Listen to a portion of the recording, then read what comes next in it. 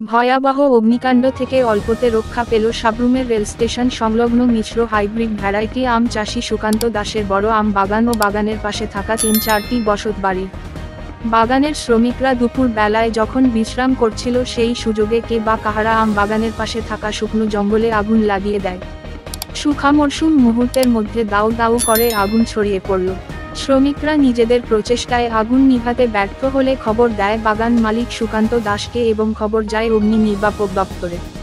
খবর পেয়ে কিছুক্ষণের মধ্যেই ঘটনাস্থলে পৌঁছল দমকলের একটা ইঞ্জিন এবং ঘণ্টাখানেকের প্রচেষ্টায় আগুন নিয়ন্ত্রণে আনে।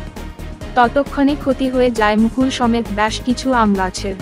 সময়মতো অগ্নি নির্বাপক দপ্তরের ইঞ্জিন ঘটনাস্থলে পৌঁছায় বলেই অল্পতে রক্ষা পেল বাগান সমেত আশপাশের বসতবাড়িগুলি। এলাকাবাসীদের অভিমত প্রায় এই এলাকার মধ্যে চলে মদ ও জুয়ার আসর।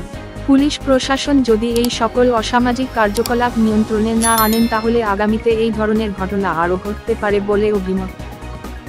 একটু আগে আমরা ফায়ার সার্ভিসে একটা কল আইছিল, কল আসছে সুকান্ত দাস তাই কল করছে, তাই আম বাগানের সাথে আগুন জ্বলতেছে। আমরা সাথে সাথে ফায়ার সার্ভিস গিয়া এটা দিয়া নিবাইছি, গিয়া দেখি আম বাগানের মোটামুটি অর্ধেক অংশ পুড়ে গেছে, আমের মুকুলও আইতেছে। আমরা যথাসম্ভব এই আগুন নিয়ন্ত্রণ দিয়েছি।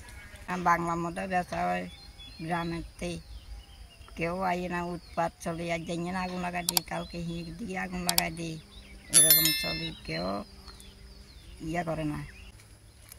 তো এলাকায় মদ গাঁজা জুয়ার অসংখ্য এলাকাবাসী অস্থির।